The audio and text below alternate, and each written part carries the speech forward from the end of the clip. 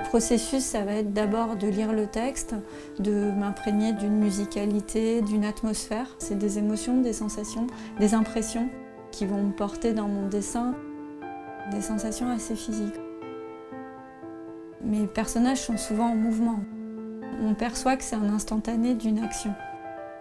Une fois que je me suis bien imprégnée du texte, je vais commencer par chercher le personnage principal. Je vais gribouiller. En général, il vient pas tout seul, le personnage. Il se fait désirer, il se cache un peu.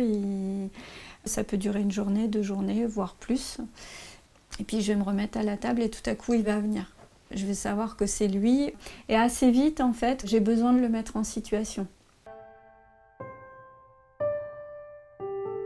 Ce qui m'intéresse, c'est beaucoup les personnages.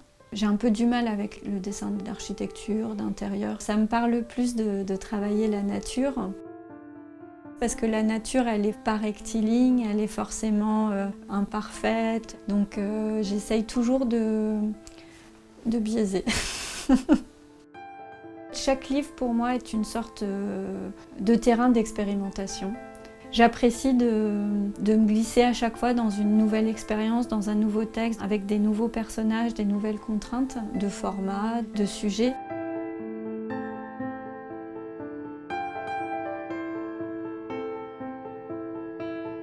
Les images qui me viennent et que je projette sur le texte, elles viennent de ce que je suis et de ce qui me nourrit au quotidien. Mon bureau ressemble un peu à un cabinet de curiosité avec pas mal de gris-gris. Il n'y a pas que de la nature, il y a aussi des images faites par d'autres, faites par des amis, faites par des gens que j'admire. Peut-être que ça me sécurise, en tous les cas ça m'enrichit.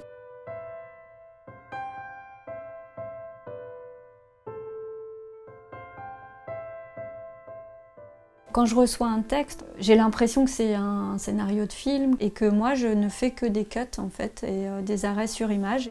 Si j'étais réalisateur, je demanderais à mes acteurs comment ils se mettraient. Est-ce que ce serait des plans serrés, des plans éloignés qu'est-ce qui serait plus intéressant pour cette émotion qu'on doit véhiculer, pour la dramaturgie de l'histoire C'est pas forcément des choses qui sont précisées par le texte, c'est à moi de me faire mon petit scénario. Et c'est ça aussi qui est super intéressant, c'est d'avoir cette part de créativité par rapport au texte. Et je pense que ça apporte quelque chose d'ailleurs aux histoires.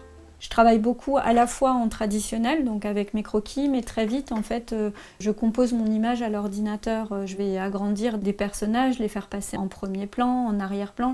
Je vais jouer comme ça avec les cadrages. Et l'ordinateur me permet de trouver aussi des choses auxquelles je n'ai pas pensé. J'ai des stocks de matières que j'ai scannées, ça peut être des imprimés, des matières de papier, de tissu, et je vais les importer. Je vais créer des accidents. C'est comme un rêve en fait. Un rêve, on a l'impression à la fois que c'est précis, mais en fait il y a plein de trucs qui nous échappent. Et ben moi mes images c'est un petit peu ça. J'ai l'impression qu'elles sont précises et quand j'ai envie de les décrire, elles ne le sont pas tant que ça.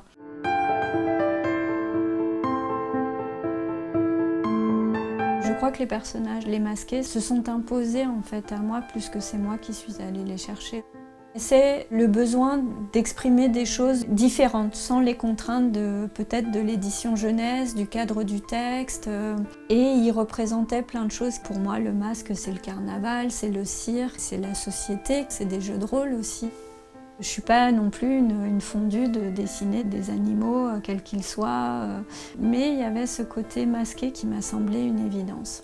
J'ai pas très envie de les enlever pour l'instant, ces masques en fait. Je crois que c'est peut-être des protections, c'est peut-être des choses que j'ai envie de dire mais que je suis pas prête à révéler.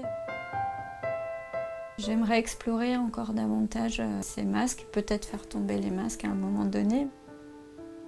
De les voir en volume, que des gens les portent. J'ai envie de les mettre en scène, de les animer.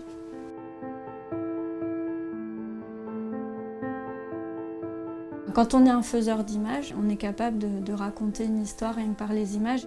J'ai un rêve aussi, c'est d'avoir du temps pour faire une succession d'images qui se suffisent à elles-mêmes, qu'il y ait une part de mystère et que chacun s'approprie le mystère et en fasse sien.